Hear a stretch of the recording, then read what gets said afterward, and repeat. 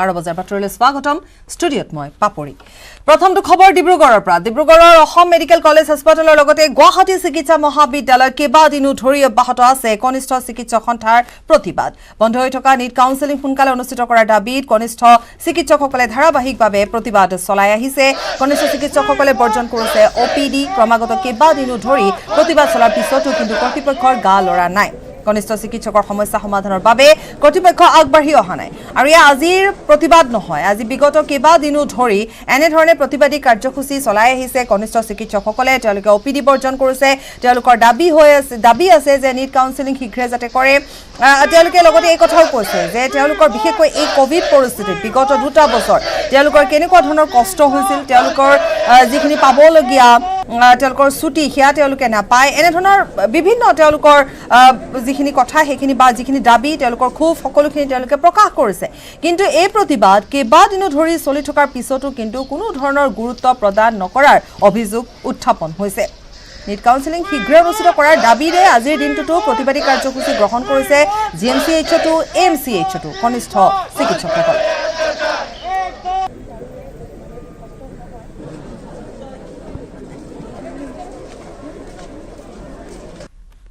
আৰু আমাৰ ইয়াত কোনো বেলেগ দাবী নাই আমাৰ যোনটো আগৰ মূলগত দাবী আছিলে এতিয়াও হেতু একেটা মুখ্য দাবী আৰু দাবীটো হৈছে যে আমাক অতি সোনকালে এটা অনিশ্চয়তা যোনটো চলি আছে নিট পিজি কাউন্সেলিঙৰ ডেট সেই অনিশ্চয়তাটো আমাক দূৰ কৰি দিব লাগে আৰু যিমান সোনকালে পাৰে এই কৰি কিনি সমস্ত যিমান ইয়াত চিকিৎসা আছে চিকিৎসা সেৱা যেন স্মুথলি চলি থাকে এইটো পালন কৰিব লাগে আজি নতুন এটা জুনিয়ৰ বেটছ নোহোৱাৰ কাৰণে এটা ডক্টৰৰ বেটছ নোহোৱাৰ কাৰণে ইয়াতে পেচেণ্টছ আমি আমাৰ ওপৰ চিকিৎসক আৰু যোন ৰখি আছে জইন কৰিবলৈ গোটেইখিনি ক্ষতি হৈ আছে এই ক্ষতিখিনি পূৰণ কোনে কৰিব আৰু যদি পূৰণ কৰাৰ কিবা উপায় আছে তো কিয় কেন্দ্ৰীয় চৰকাৰ হওক ৰাজ্য চৰকাৰ হওক নিজৰ হাতৰ ওপৰত হাত দি বহি আছে একো কিয় কৰা নাই আমাৰ এই প্ৰশ্নটো ওপৰতে লৈ আজি আমি প্ৰতিবাদী কাৰ্যসূচী এফালে দেশত ক্ৰমাৎ বৃদ্ধি পাবলৈ লৈছে অমিক্ৰণত আক্ৰান্তৰ সংখ্যা দেশত নতুনকৈ আক্ৰান্ত হৈছে আৰু দুজনকৈ লোক আক্ৰান্ত লোক দুজন হৈছে মহাৰাষ্ট্ৰৰ দেশত এই পৰ্যন্ত অমিক্ৰণত আক্ৰান্তৰ সংখ্যা 23লৈ বৃদ্ধি পাইছে মহাৰাষ্ট্ৰত 10 জন লোক আক্ৰান্ত হৈছে জয়পুৰত 9 জন দিল্লীত এজনৰ দেহত পোৱা গৈছে অমিক্ৰণ কৰ্ণাটকত 2 জন গুজৰাটত এজন আক্ৰান্ত হৈছে গতিকে এতিয়া ক্ৰমান্বয়ে দেখিবলৈ পোৱা গৈছে অমিক্ৰণত আক্ৰান্তৰ সংখ্যা বৃদ্ধি পাইছে গতিকে এই সময়ছোৱাত বিশেষকৈ অসমত যেহেতু এই পৰ্যন্ত এনেকুৱা ধৰণৰ কোনো কেছ নাই বা ডিটেক্ট হোৱা নাই গতিকে অসমবাসী আতংকিত হোৱাৰ কোনো কাৰণ নাই বুলি ক'লে গুৱাহাটী চিকিৎসা মহাবিদ্যালয়ৰ হাস্পতালৰ অধীক্ষকে আৰু তেওঁ সংবাদ মাধ্যমৰ আগত এই কথা উল্লেখ কৰিছে কিন্তু লগতে এই কথাও উল্লেখ কৰিছে যে যাতে আমি সাৱধান হৈ থাকোঁ সচেতন হৈ থাকোঁ সজাগ হৈ থাকোঁ সেই কথা উল্লেখ কৰিছে কি কৈছিল এবাৰ আগবঢ়াই ল'ম ইণ্ডিয়া জইণ্ট ছেক্ৰেটাৰী ছাৰে ইণ্টাৰভিউ গোটেইখিনি বুজাই দিছে চবকে you don't have to panic situation হোৱা নাই কিন্তু কোভিড এপ্ৰপ্ৰিয়েট বিহেভিয়াৰ মেইনটেইন কৰা একদমেই জৰুৰী হৈছে এতিয়া চাওক যেতিয়াই আমাৰ পেচেণ্টৰ ৰেটটো কমি যায় আমাৰ মানুহবোৰে মাস্ক পিন্ধা বন্ধ চ' আই ৰিকুৱেষ্ট পিপল ডেট মাস্ক পিন্ধক য'ত দৰকাৰ নাই তাতে যাব নালাগে অভাৰ ক্ৰাউডিং কৰিব নালাগে হাত ভৰি ধুই থাকিব লাগে হেণ্ড চেনিটাইজেশ্যন কৰিব লাগে এইখিনি কৰিলে কোভিড নালাগিব এই মুখৰ এইখিনি জেগা যদি আপুনি বন্ধ কৰি থৈ দিয়ে তেতিয়া কোনো পদ্ধতি কোভিড নাহে আৰু মষ্ট ইম্পৰ্টেণ্ট ভেকচিনেশ্যন এতিয়া দেখা গৈছে কি এই if the patient is double vaccination লোৱা আছে তেতিয়া এই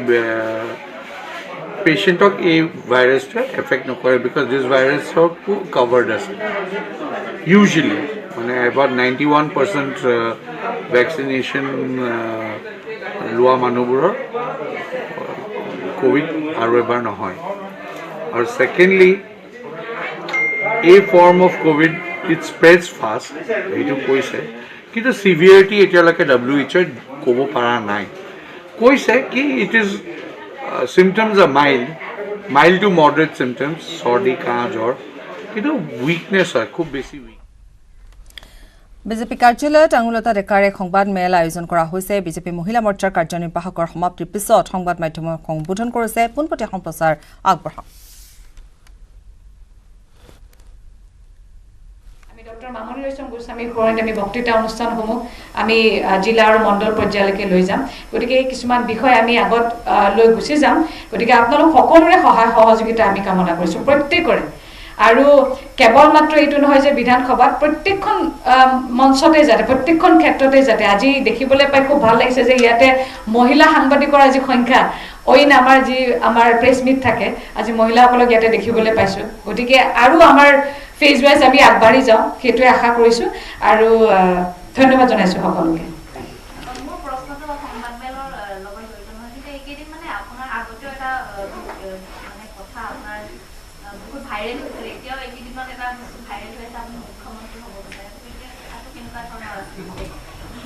এই বিষয়টো স্পষ্টকৈ কৈ দিছোঁ আজিকালি কথা ক'বলৈ ভয় লাগে মানে কওঁ কেনেকৈ আৰু উপস্থাপনটো কেনেকৈ কৰে বহুত জটিল এইটো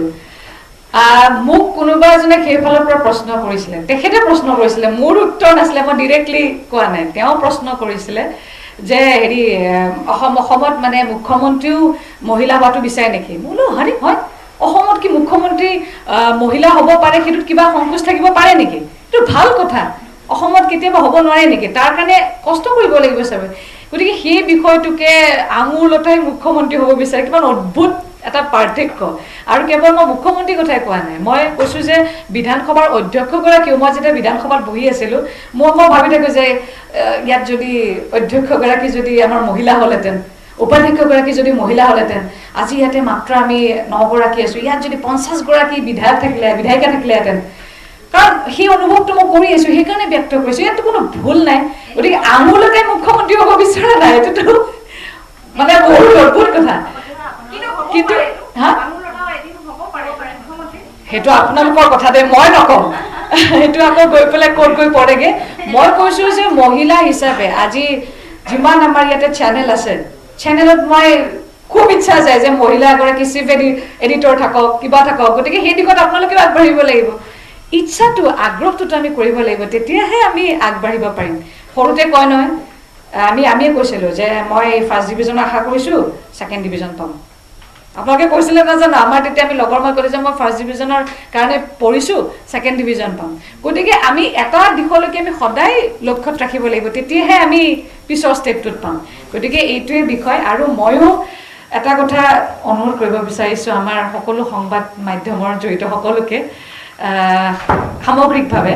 যে আমি মহিলাবিলাক বহুত কষ্ট কৰি কেৱল ৰাজনৈতিক ক্ষেত্ৰত নহয় কোনোবাই সাংবাদিকতা কৰি আছে কোনোবাই আজি ৰাজনীতি কৰিছোঁ কোনোবাই ব্যৱসায় আৰম্ভ কৰিছে কোনোবাই খেতি কৰি আগবাঢ়িছে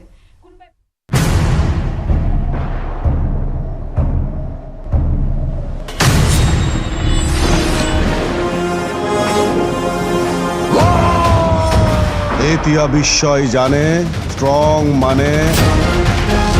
মাইথান নিৰ্মাণৰ মানদণ্ড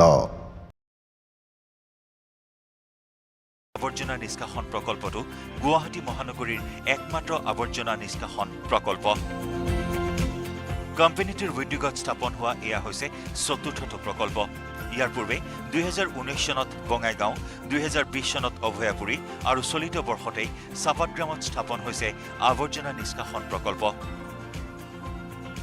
ডক্টৰ প্ৰদীপ বৈশ্য আৰু বিনীতা বৈশ্যই মহানগৰীৰ আন ঠাইতো এনেধৰণৰ প্ৰকল্প স্থাপনেৰে গুৱাহাটীখন স্বচ্ছ আৰু নিকা কৰি তোলাৰ পৰিকল্পনা গ্ৰহণ কৰিছে আমাৰ যোনখিনি পলিথিন কেৰি বেগ আছে অথবা চিপছৰ পেকেট আছে সেই বস্তুবোৰ কোনো ধৰণৰ ৰিচাইক্লিং নহয় আৰু সেইবোৰ আপোনাৰ ৰিচাইক্লিং ইণ্ডাষ্ট্ৰীও নলয় সেইকাৰণে সেইবোৰৰ পৰা আমি এই ধৰণে পেভাৰ ব্লক তৈয়াৰ কৰিছোঁ সো এইটো পেভাৰ ব্লক আমি অতি সহজে আমি ব্যৱহাৰ কৰিব পাৰোঁ ৰাস্তাত নহলেও এটলিষ্ট আমি যোনপিনেদি মানুহে অহা যোৱা কৰে ফুটপাথ হওক তেনেকুৱা জায়গাত আমি সহজে ব্যৱহাৰ কৰিব পাৰোঁ আৰু এইবোৰ আমাৰ টেষ্টিং কৰাও হৈছে তাৰ ষ্ট্ৰেংথ যথেষ্ট ভাল সো সেইখিনি আমি অলৰেডি PWD লগত কথা পাতি আছোঁ যে সেইখিনি আমি ৰাস্তাত পদূলিত ব্যৱহাৰ কৰাৰ বাবে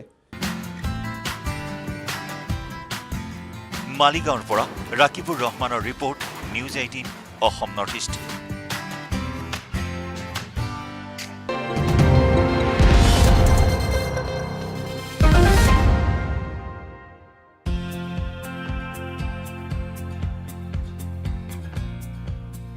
দেশৰ আইন শৃংখলাৰ দায়িত্ব সুচাৰুৰূপে পালন কৰাৰ উপৰিও সময়ে সময়ে সামাজিক দায়বদ্ধতা প্ৰদৰ্শন কৰি আহিছে কেন্দ্ৰীয় সংৰক্ষিত আৰক্ষী বাহিনী চমুকৈ CRPF বিশেষকৈ জনসাধাৰণৰ সৈতে সম্পৰ্ক উন্নত কৰাৰ স্বাৰ্থত CRPFে নিৰ্দিষ্ট সময়ৰ অন্তত ৰূপায়ণ কৰি আহিছে বিভিন্ন জনকল্যাণমূলক কাৰ্যসূচী। অসম নাগালেণ্ড সীমান্তৱৰ্তী অঞ্চলসমূহত নিৰপেক্ষ বাহিনীৰূপে নিয়োজিত CRPFে সীমান্তৰ শান্তি শৃংখলা অটুট ৰখাৰ লগতে প্ৰচুৰ উন্নয়ন সাধন কৰিছে অঞ্চলসমূহৰ। বাহিনীটোৰ চিভিক একশ্যন প্ৰগ্ৰামৰ জৰিয়তে প্ৰতি বছৰে বিভিন্ন প্ৰয়োজনীয় সামগ্ৰী বিতৰণ কৰা হয় দৰিদ্ৰ শ্ৰেণীৰ লোকৰ মাজত। তাৰোপৰি বিভিন্ন অনুষ্ঠান প্ৰতিষ্ঠানৰ আন্তঃগাঁথনিৰ উন্নয়নতো সহযোগিতা আগবঢ়াই আহিছে CRPFে।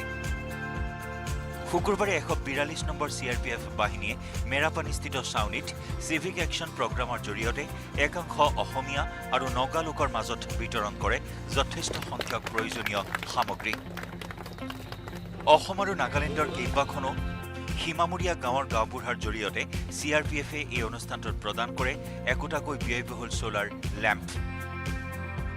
তাৰোপৰি সীমান্তৱৰ্তী অঞ্চলটোৰ কেইবাটাও চৰকাৰী অনুষ্ঠানলৈ বিশুদ্ধ খোৱাপানী প্ৰদানৰ উদ্দেশ্যে CRPFে আগবঢ়ায় একোটাকৈ water purifier machine.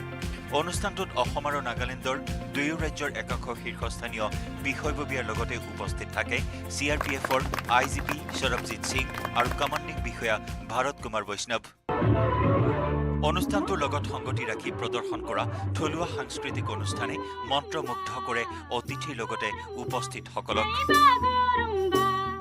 IGP Sarabjit সিঙে CRPFৰ এনে জনকল্যাণমূলক কাৰ্যসূচীৰ ফলত নগা অসমীয়াৰ সংঘাত বহুগুণে লাঘৱ হোৱাৰ লগতে ভৱিষ্যতৰ দিনত সীমান্তৱৰ্তী অঞ্চলটোত আৰু অধিক গুৰুত্ব দিব বুলি মন্তব্য কৰে। CRPFৰ এনে পদক্ষেপক সীমান্তবাসী ৰাইজে শলাগ লোৱাৰ লগতে শান্তি শৃংখলা নিয়ন্ত্ৰণত সহযোগিতা আগবঢ়োৱাৰো আশ্বাস দিয়ে। सिविक एक्शन में हम जो है यहाँ पर 6-7 और काम कर रहे हैं। कुछ काम हो गए हैं और कुछ जो है मंडल 142 बटालियन कर दिक्सुरत पेट सोफा प्रतिदिने मजा।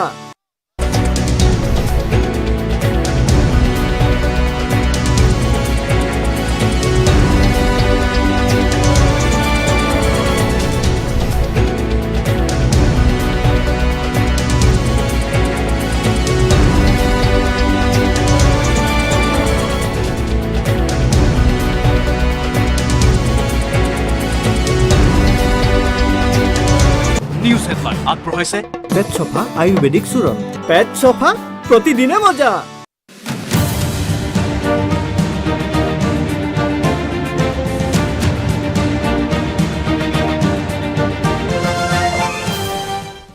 উভতি আহিছো বিৰতিৰ পাছত। নুমলীগড়ৰ কাষৰীয়া বাদুলি পাৰত ঘাই পথত দপদপাই জ্বলি উঠিল এখন বালি ভৰ্তি ডাম্পাৰ। নুমলীগড়ৰ পৰা যোৰহাট দিশে গৈ আছিল এই ডাম্পাৰখন। জ্বলি উঠা ডাম্পাৰখনৰ নম্বৰ হৈছে AS03CC0866। যান্ত্ৰিক বিজুতিৰ বাবে ডাম্পাৰখন জ্বলি উঠাৰ সন্দেহ প্ৰকাশ কৰিছে স্থানীয় ৰাইজে। স্থানীয় লোক আৰু অগ্নি নিৰ্বাপক বাহিনীৰ সহযোগত জুই নিৰ্বাপিত কৰা হয়। কথমপি প্ৰাণ ৰক্ষা পৰিল ডাম্পাৰৰ চালক আৰু হেণ্ডেল। নুমলীগড়ৰ বাদুলিপাৰাত দপদপাই জ্বলি উঠিল ডাম্পাৰখন। আমাৰ হাতত অহা এই দৃশ্য দেখুৱাইছোঁ। এয়া ৰাজপথত জ্বলি উঠিছে ডাম্পাৰখন। নুমলীগড়ৰ বাদুলিপাৰাৰ দৃশ্য এয়া। এখন ডাম্পাৰ জ্বলি উঠিছে। ডাম্পাৰখন নুমলীগড়ৰ পৰা যোৰহাটৰ দিশে গৈ আছিল আৰু পৰৱৰ্তী সময়ত জুই নুমুৱাবলৈ সক্ষম হয়। যান্ত্ৰিক বিজুতিৰ বাবে ডাম্পাৰখন জ্বলি উঠাৰ সন্দেহ প্ৰকাশ কৰা হৈছে। অগ্নি নিৰ্বাপক বাহিনী উপস্থিত হৈ জুই নিৰ্বাপন কৰে আৰু যিহেতু কোনো লোক ক্ষতি হোৱা নাই, কাৰো একো ক্ষতি হোৱা নাই বুলি জানিব পৰা গৈছে। চালক আছিল আৰু এই মুহূৰ্তত আমি দেখুৱাই গৈছোঁ ডাম্পাৰখন জ্বলি থকাৰ কিছু দৃশ্যাংশ আৰু যান্ত্ৰিক বিজুতিৰ বাবে এই ঘটনা সংঘটিত হোৱা বুলি জানিব পৰা গৈছে।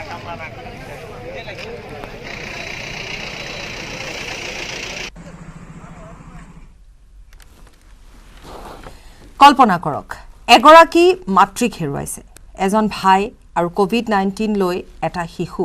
সকলোবোৰ 3 মাহৰ ব্যৱধানত। মহামাৰীতে বহুতো লোকৰ জীৱন লৈছে আৰু বহুতে মাৰাত্মক ৰোগতো আক্ৰান্ত হ'ব যদি তেওঁলোকে COVID-19ৰ বিৰুদ্ধে টীকাকৰণ নকৰে। নেটৱৰ্ক 18 আৰু ফেডাৰেল বেংকৰ ভেকচিন সজাগতা অভিযান সঞ্জীৱনী এ শ্বট অফ লাইফ হিমাচল প্ৰদেশৰ কুল্লুৰ পৰা এই কৰুণ কাহিনীটো আপোনালোকৰ বাবে আনিছোঁ।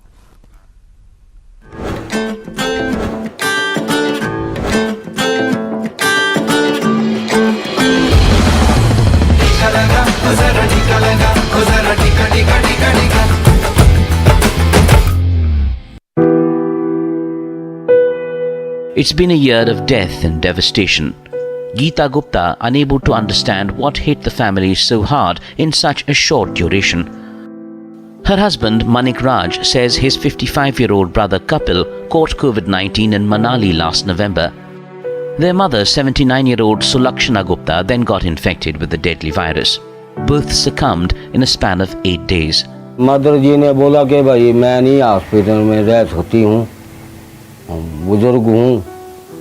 उम्र ज़्यादा है इसलिए मैं नहीं जा सकती। तो वो घर में ही बैठे, फिर वो दवाई दे दी थी वो हॉस्पिटल से, वही खाते रहे, रात को नहीं रहे।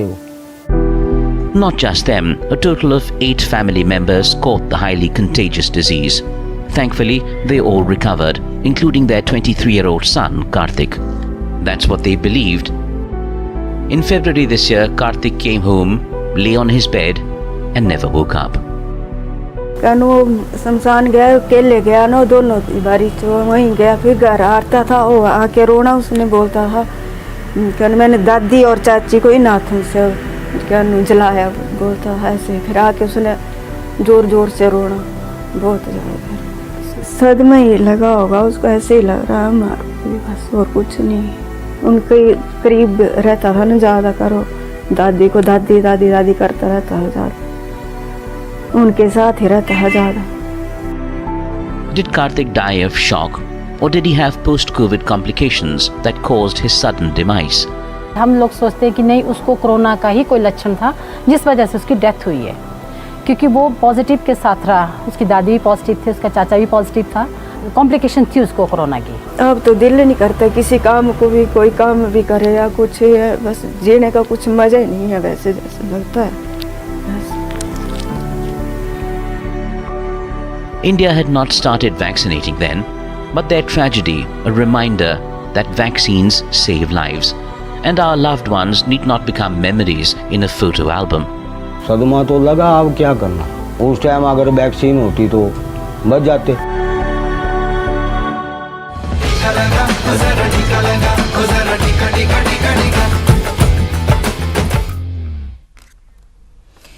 চৈধ্যজন তেজাল যুৱকক হেৰুৱাৰ ক্ষোভে দহিছে এতিয়া টিৰু আৰু বুটিং বস্তুৰ ৰাইজক। মূলতঃ কন্যাক জনজাতিৰ লোকে বাস কৰা গাঁওখনৰ প্ৰতিজন লোক এতিয়া শোকাহত। ঘটনা সংঘটিত হোৱাৰ দিন ধৰি খাউন ফোন সকলো পাহৰিছে এই গাঁও দুখনৰ লোকে। আনফালে মন কাণ্ডৰ বাবে নাগালেণ্ড কেবিনেটে বাতিল কৰিলে হৰ্ণবিল মেলা। নাগালেণ্ড কেবিনেটত এই সিদ্ধান্ত গ্ৰহণ কৰা হ'ল। আফস্পা বাতিলৰ বাবেও প্ৰস্তাৱ গ্ৰহণ কৰিছে নাগালেণ্ড কেবিনেটে। মঞ্জিলা কাণ্ডৰ পিছতে কেবিনেটত এই সিদ্ধান্ত গ্ৰহণ কৰা হৈছে। নিৰীহ যুৱকৰ মৃত্যুত কেবিনেটৰ সমবেদনা জ্ঞাপন। আৰু যেহেতু উটিং বস্তিৰ বা টিৰুৰ যি শেহতীয়া পৰিস্থিতি সেয়া আমাক জনাব আমাৰ সাংবাদিক আছে, গৌতম বৰা আছে, হানসেং আছে। হানসেং আৰু গৌতমে আমাক জনাব। এই মুহূৰ্তত আমি সংযুক্ত হৈছোঁ গৌতমৰ সৈতে। গৌতম, প্ৰথম কথা হৈছে আপোনালোকে ইয়াত আছে, এই গাঁওখনত আছে, তেওঁলোকৰ মনৰ ভাৱ আমি ইতিমধ্যে বুজি উঠিছোঁ। শোকাহত হৈ পৰিছে সকলো, 14জনকৈ নিৰীহ যুৱকক হেৰুৱাইছে। কিন্তু সমান্তৰালভাৱে গৌতম, আমি এই বিষয়ে আপোনাৰ পৰা জানিব বিচাৰিম সেই সকলোবোৰৰ লগতে যে আফস্পা বাতিলৰ বাবেও কেবিনেটত প্ৰস্তাৱ গ্ৰহণ কৰিছে, সেই সন্দৰ্ভতো জানিব বিচাৰিম। সকলো সামৰি গৌতম, আহিছোঁ আপোনাৰ ওচৰলৈ। হয় হয় হয় নিশ্চয়কৈ পাপৰি চাওক, আমি ইয়াতে আছোঁ যি অটিং বস্তি আৰু যিসকল পৰিয়ালে তেওঁলোকৰ নিজৰ আত্মীয়ক হেৰুৱাইছে, আমি তেওঁলোকৰ পৰিয়াললৈ গৈছিলোঁ আৰু দেখিবলৈ পাইছোঁ যে এটা পৰিয়ালত এজন যুৱক, তেওঁ মাত্ৰ বিবাহ পাশত আবদ্ধ হৈছিলে 25 নৱেম্বৰ তাৰিখে, আৰু বিবাহ পাশত আবদ্ধ হোৱাৰ মাত্ৰ 8-10 দিন হৈছিলে তেওঁ নিজৰ স্বামীক হেৰুৱাব লগা হৈছে, আৰু গোটেই সমগ্ৰ ঘৰখনতে শোকাকুল পৰিৱেশ। আৰু মই বৰ্তমান য'ত উপস্থিত আছোঁ, এই পৰিয়ালটোৱে 2জনকৈ সন্তানক হেৰুৱাইছে। যমজ সন্তান আছিলে আৰু কয়লা খনিত কাম কৰিছিলে, এনেধৰণে হাজিৰা কৰি জীৱন নিৰ্বাহ কৰে। আৰু মই দেখুৱাইছোঁ তেখেতৰ জ্যেষ্ঠ ভাতৃ আছে, জ্যেষ্ঠ ভাতৃ কাম কৰিবৰ বাবে শাৰীৰিকভাৱে অক্ষম হয়, আৰু যি তেওঁৰ ভাতৃ আছিলে, যমজ ভাতৃ, তেওঁলোকে এই পৰিয়ালটোৰ বাবে যিখিনি উপাৰ্জন কৰে, আৰু সকলো স্তব্ধ হৈ পৰিছে, শোকাহত হৈ পৰিছে, আৰু তেওঁলোকে বিশেষ একো কথা ক'বলৈ নিবিচাৰে। মই জানিবলৈ চেষ্টা কৰিম যে যিটো ঘটনা হৈ গ'ল এতিয়া কি ক'ব? না, এতিয়া আমি ক'বলৈ মন হৈছে আমি ঘৰ আমি ভাই দুটা তো একেলগত জন্ম হৈছিলে তো হাজিৰা কৰিবলৈ যা মানুহ দুটা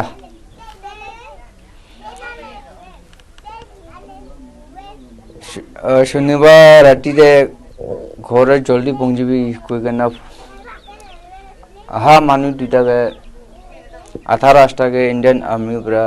এটেক কৰি কেনে মাৰিছে তো মইতো মাৰিছে আমি একো নালাগে আমাৰ বাবা আমাখান কিন্তু আমাৰ ফ্যামিলি কিন্তু আমার ভাই দুটাহে মোক জিন্দাকে লাগে আমাখান মন বিষাইছে কুকুনা তো এনেকা হয় এনেকা কৰিছে এনেকা কৰিব কুকুনা তো একো ভাবনা না আমাখানকে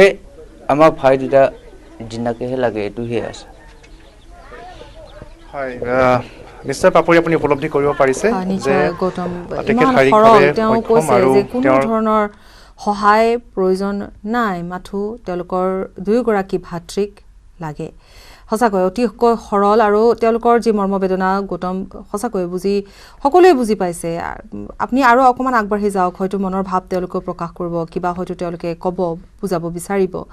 আজি হয়তো সেই পৰিৱেশত তেওঁলোক নাই যে তেওঁলোকে এইখিনি কথা ক'ব পাৰিব বা বিচাৰিব কাৰণ দুজনকৈ যমজ ভাতৃক হেৰুৱাইছে দুটা সন্তান তেওঁলোকৰ ঘৰখনৰ গৌতম হয় হয় হয় পাপৰি আৰু মই দেখুৱাইছো যে ইয়া হৈছে মাতৃ আৰু মই হানসিঙক দিছো কথা পাতিবৰ বাবে তেখেতৰ সৈতে যে কিছু কথা পাতিব তেওঁৰ মাতৃৰ সৈতে হয় নিশ্চিতভাৱে পাপৰি এক হুকাকুল পৰিৱেশ দুটাকৈ যমজ সন্তানক আচলতে অকালতে হেৰুৱাৰ বেদনা আমি উপলব্ধি কৰিব পাৰিছোঁ এয়া দেখিছে মোৰ লগত আছে দুইজন যমজ সন্তান কমে তাপৱাং আৰু নাৱাং তেওঁলোকৰ আচলতে পিতৃ মাতৃ গাঁৱৰ সহজ সৰল ব্যক্তি উটিং গাঁৱৰ তেওঁলোকৰ আচলতে এতিয়া তেওঁলোকৰ হুকত বিভোৰ হৈ পৰিছে আৰু তেওঁলোকৰ আচলতে ভাঙি পৰিছে সমগ্ৰ গাঁওখনে ভাঙি পৰিছে উটিং গাঁওখন এক যথেষ্ট হুকাকুল পৰিৱেশত আছে এতিয়া কোনো আচলতে কথা কোৱাৰ কাৰো আচলতে সক্ষমতা নাইকিয়া হৈছে আৰু সেইবাবে আচলতে এক বৰ্ণনা কৰিব নোৱাৰা অবৰ্ণনীয় পৰিৱেশ কিন্তু তাৰ মাজতো মই এজন যুৱক আছে তেওঁ আচলতে আমাক বুজাই দিব পাৰিব যে তাই মা বাবাটো কি ক'ব বিচাৰিছে এতিয়া এনেকা হৈছে দুটা বাচ্চা হাৰাইছে কি ক'ব বিচাৰিছে নাও নি langmi kang ma ki tem ye ing chubo leda amat asami naw ni amat asami kang ma tem ye ai naw ni ha chi la lamang kami wan ta la langpu ham de wan ji wang li ya mama yong pong ma chang ai ko khi yang ko khi pam thu ma po naw ni yong pong ai mama amat ma nyai bu ama goise bishi kobole nohare পাচা দুইটা তো হাজিৰা কৰিবলৈ যাইছে এম্পুজ কৰি কিনে মৰাইছে একো পইচা নালাগে একো কম্পেনচেশ্যন নালাগে পাচা দুইটা ফেমিলি মেম্বাৰ্ছকে লাগে এতিয়া কোনে মৰাই দিছে হয় নিশ্চিতভাৱে পাপৰি বুজিব পাৰিছে যে কোনো ধৰণৰ আচলতে সাহায্য নালাগে কম্পেনচেশ্যন নালাগে তেওঁলোকৰ দুজনকৈ যমজ সন্তান হেৰাইছে যমজ সন্তানকেইজনক ঘূৰাই লাগে বুলি তেওঁলোকে এনেধৰণৰ দাবী উত্থাপিত কৰিছে এনেধৰণৰ এক পৰিৱেশ হৈছে এতিয়া সমগ্ৰ পৰিৱেশটো আৰু দেখিছে বৃদ্ধ পিতৃ মাতৃৰ এই অৱস্থা এই গাঁওখনৰ কথা মই পুনৰবাৰ কৈছোঁ যে 13জনকৈ সক্ষম যুৱক ইয়াত প্ৰাণ হেৰুৱাবলগীয়া হৈছে কোনোৱে হয়তো নিজৰ পিতৃ মাত হেৰুৱাইছে কোনোৱে নিজৰ ভাতৃক হেৰুৱাইছে আৰু কোনোৱে স্বামীক হেৰুৱাইছে আটাইতকৈ দুখৰ কথা দুজন যমজ ভাতৃ প্ৰায় 23 বছৰীয়া দুজন যমজ ভাতৃ আচলতে এনেধৰণে কৰোণভাৱে এই এম্বুছত কৰোণ মৃত্যুক আঁকোৱালি ল'বলগীয়া হ'ল আৰু সমগ্ৰ আচলতে উটিং বস্তিৰ কাৰণে এক হুকাকুল পৰিৱেশ এক বৰ্ণনা কৰিব নোৱাৰা পৰিৱেশ বিৰাজ কৰিছে আৰু কিছু সময় পূৰ্বে আমি জনাইছিলোঁ যে প্ৰায় 8 দিন হৈছিলে বিবাহ পাকত আবদ্ধ হোৱা তেনে এগৰাকী মহিলাও বিধৱা হ'বলগীয়া হৈছিলে তেওঁলোক যিহেতু কিবা ক'ব পৰা বা সুধিব পৰা অৱস্থাত আপোনালোকো নাই বা ক'ব পৰা অৱস্থাত তেওঁলোকো নাই এটা হুকাকুল পৰিৱেশে বিৰাজ কৰিছে সমগ্ৰ গাঁওখনতে হানসিং আপোনাকো ধন্যবাদ জনাইছোঁ গৌতমকো ধন্যবাদ জনাইছোঁ যিহেতু বাতৰিৰ পৰা আমি বিদায় ল'বৰ সময় হৈছে পৰৱৰ্তী সময়ত পুনৰ যাম আপোনালোকৰ ওচৰলৈ এয়া উটিং বস্তিৰ পৰিৱেশ আমি দেখুৱালোঁ আমাৰ সাংবাদিক গৌতম আৰু হানসিং আছে উটিং বস্তিত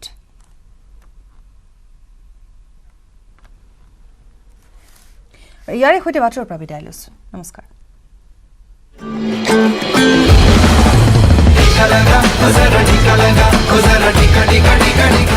Vaccination is our only weapon against the coronavirus. I Divya Datta, stand in full support of the Network 18's campaign Sanjeevni and all the work done to ensure that India is vaccinated and free of this virus. So get yourself vaccinated today.